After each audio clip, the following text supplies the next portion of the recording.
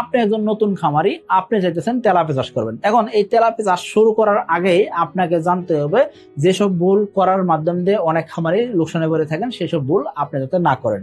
এই যে ভুলগুলার কথা বলতেছি, এই ভুলগুলা থেকে শিক্ষা নিতে হবে যে এই ভুলগুলা যদি আমি করি সেক্ষেত্রে তেলাপিয়া চাষে আমি লাভ করতে পারবো না। আজকে ভিডিওটা খুবই ইম্পর্টেন্ট একটা ভিডিও হয়ে যাইতেছে, যে আপনি যদি এই ভিডিওটা যদি সম্পূর্ণ দেখেন, আশা করবো এই ভিডিও থেকে এমন এমন জিনিস জানতে পারবেন যেসব জিনিস হয়তো আপনি এর আগে শুনেন নাই। এইসব জিনিস জানার মাধ্যম দিয়ে আপনি হয়তো একজন সফল খামারি হইতে পারবেন। তো চলুন শুরু করা যাক। এখনো যারা চ্যানেলটিকে সাবস্ক্রাইব করেনি, সাবস্ক্রাইব করে দিবেন এবং বেল বাটন প্রেস করে দিবেন, যাতে নতুন নতুন যত ভিডিও আসে সবগুলো দেখতে পারেন। দেখেন, এই যে আপনি তেলাপিয়া চাষ করবেন, কারণ কি তেলাপিয়া মাছ দ্রুত বর্ধনশীল মাছ, দ্রুত বিক্রি করা যায়। একই পুকুরে 2 থেকে 4 বার মাছ বিক্রি করা যায় এক বছরের ভিতরে, এবং কি তেলাপিয়া মাছের ভালো দাম থাকে, উৎপাদন খরচ কম, এবং কি তেলাপিয়া মাছের রোগ ব্যাধি কম হয়, যার কারণে খামারি কিন্তু লাভবান বেশি হয়ে থাকেন। কিন্তু অনেক খামারি লোকসানে পড়তেছেন, কারণ কি তারা মানতেছেন না কিছু নিয়ম কারণ। সেই নিয়ম কারণ গুলাই আমরা আজকে জানার চেষ্টা করবো, যে এইসব নিয়ম কারণ যদি আপনিও ভুল করেন সেক্ষেত্রে আপনিও লোকসানে পড়তে পারেন। তো নিয়ম কারণ গুলো কি? এক নম্বর হলো পুকুর নির্বাচনে আমরা ভুল করে থাকি। সেটা কি? আমরা তেলাপিয়া চাষের জন্য একটা পুকুর নির্বাচন করবো, সেটাই হবে কি অবশ্যই পুকুরে যাতে সূর্য আলো ঠিক মতন প্রবেশ করে, এবং কি পুকুরের গভীরতা 4 ফিটের উপরে যাতে হয়, পানি কমপক্ষে 4 ফিট থাকা যাবে এরকম পুকুর হইতে হবে। এর পাশাপাশি পুকুরের আয়তন অর্থাৎ কমপক্ষে 33% থেকে 50% একটা পুকুর হলে তেলাপিয়া চাষের জন্য সবচেয়ে ভালো হয়। তবে চাইলে 70%, 80%, 1 একর, 2 একর, 5 একর এরকম বড় বড় পুকুরেও আপনি তেলাপিয়া চাষ করতে পারবেন, এবং কি বড় পুকুরে তেলাপিয়া চাষে রেজাল্টটা কিন্তু আরো ভালো আসে। দ্বিতীয় যে জায়গায় আপনি ভুল করতে পারেন সেটা কি? আপনি তেলাপিয়ার পুকুর প্রস্তুত করলেন না, আবার কি করলেন সরাসরি পোনা চাষে দিয়ে দিলেন। এই কাজটা করা যাবে না। অর্থাৎ ঠিক মতন পুকুরও প্রস্তুত করেন নাই, আবার তেলাপিয়ার পোনা নিয়ে এসে সরাসরি চাষে দিয়ে দিচ্ছেন। এই কাজটা ভুল করে করা যাবে না। আপনাকে ভালোভাবে পুকুরটা প্রস্তুত করতে হবে, এবং কি তেলাপিয়ার পোনা অবশ্যই আপনাকে নার্সারি করতে হবে। 28 দিন বয়সের তেলাপিয়ার পোনা আপনি সংগ্রহ করছেন, এগুলাকে আপনি কি করবেন? 1 মাস নার্সারি করবেন।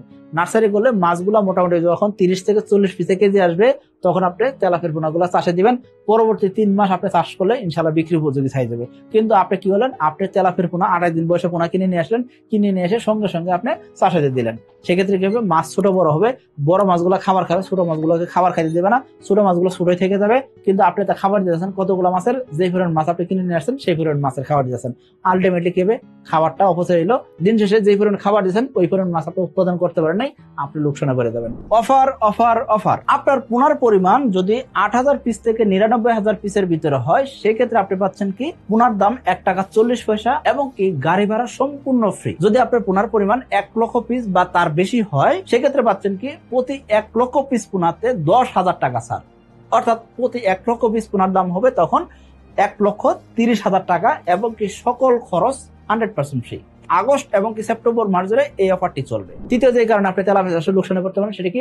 নিম্নমানের পোনা সংগ্রহ করছেন। দেখেন, এই নিম্নমানের পোনা সংগ্রহ করার কারণে দেখা যাচ্ছে অধিকাংশ খামারে কিন্তু লোকসানে পড়ে থাকেন। এখন নিম্নমানের পোনার কারণে লোকসান কেন হয়? কারণ কি এই পোনায় একদিন বড় হবে, এই পোনা থেকে আপনি বড় মাছ উৎপাদন করবেন, এবং কি বড় মাছ বিক্রি করে আপনি কি করবেন? লাভ করবেন। কিন্তু দিন শেষে পোনায় যদি খারাপ হয়, সেক্ষেত্রে কোনোভাবেই লাভ করা সম্ভব নয়। চতুর্থ যে কারণে খামারি ভাই লোকসানে করে থাকেন সেটা কি? অধিক ঘনত্বে আমরা তেলাপিয়া চাষ করি।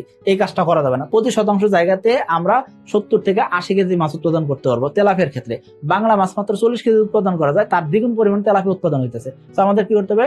আমাদের ঘনত্বটা শতাংশে 250 পিস রাখতে হবে। এর সাথে কার্যতে মাছ দিলে শতাংশে 5 পিস মাছ দিতে পারবো। আমরা তেলাপিয়ার সাথে যদি অন্য কোনো মাছ চাষ করতে চাই, সেক্ষেত্রে আমরা ওই মাছের ঘনত্ব সঠিক রাখার চেষ্টা করবো, অর্থাৎ অধিক ঘনত্বে মাছ চাষ করবো না। 5 নম্বর যেই কারণে তেলাপিয়া চাষের লোকসান হইতে পারে সেটা কি? অক্সিজেনের অভাব হইতেছে, কিন্তু আপনি খেয়াল করতেছেন না। মাছ সবসময় বাইসে থাকতেছে। আপনার কাছে মনে হয় তেলাপিয়া মাছ মানে হইলো সবসময় বাইসে থাকবে। এটা ভুল ধারণা। তেলাপিয়া মাছ কখনোই পুকুরে ভাইসে থাকবে না, পুকুরে কিনারে ঘেসে থাকবে না, বা পুকুরে কিনার দিয়ে সবসময় থাকবে না, বা মাছ আপনি দেখতেই পারবেন না। কারণ কি? তেলাপিয়া মাছ পুকুরের নিচেই থাকবে, পানির উপরে আসবে না।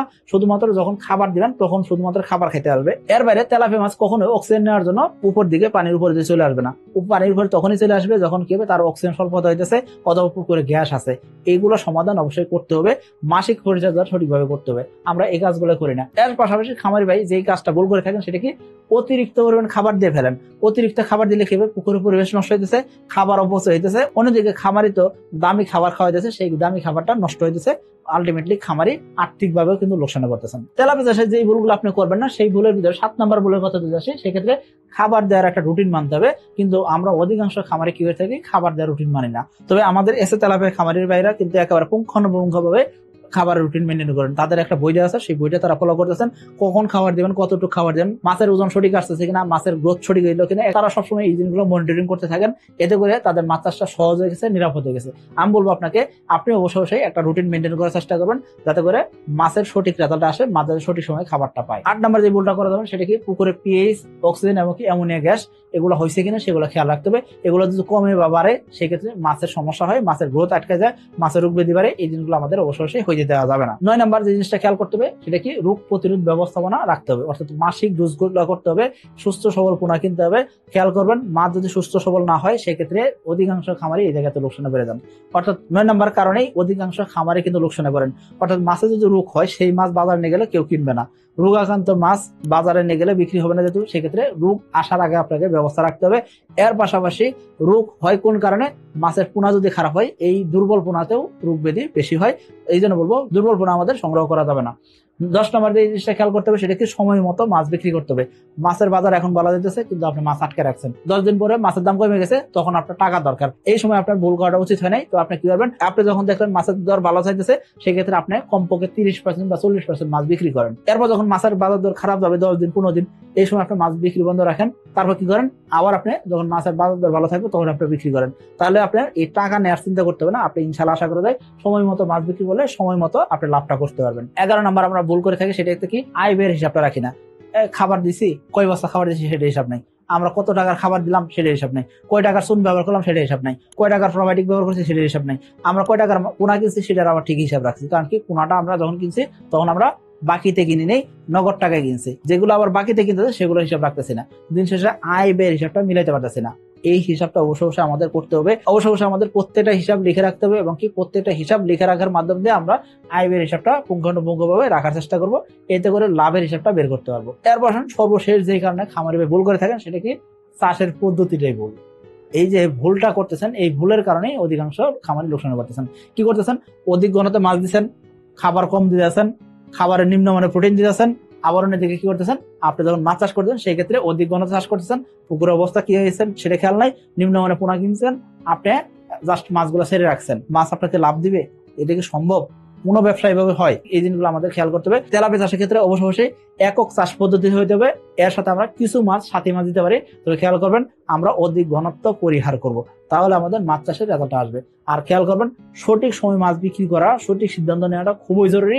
এই জিনিসটা আপনাকে অবশ্যই সঠিক সময় করতে হবে। এখন বলতে পারেন, আমি তো নতুন খামারি, বা আমি বারংবার লোকসান করছি এরকম খামারি, আমি তো আসলে এই জিনিসগুলো বুঝতেছি না। সেক্ষেত্রে আমি বলবো, স্ক্রিনে যে নাম্বার দেওয়া আছে সরাসরি ফোন দেন, ইনশাল্লাহ আশা করবো আমাদের স্টাফরা আপনাকে সঠিক গাইডলাইন দিবে, সঠিক জিনিসটা জেনে বুঝে আপনি এসে তেলাপিয়া চাষ করেন। আশা করবো এসে তেলাপিয়া আপনাকে নিরাশ করবে না। একবার হলেও এসে তেলাপিয়া চাষ করে দেখেন, আশা করবো এসে তেলাপিয়া হয়তো আপনার ভাগ্য পরিবর্তন করতে পারে। সকলে ভালো থাকবেন, সুস্থ থাকবেন। আসসালামু আলাইকুম।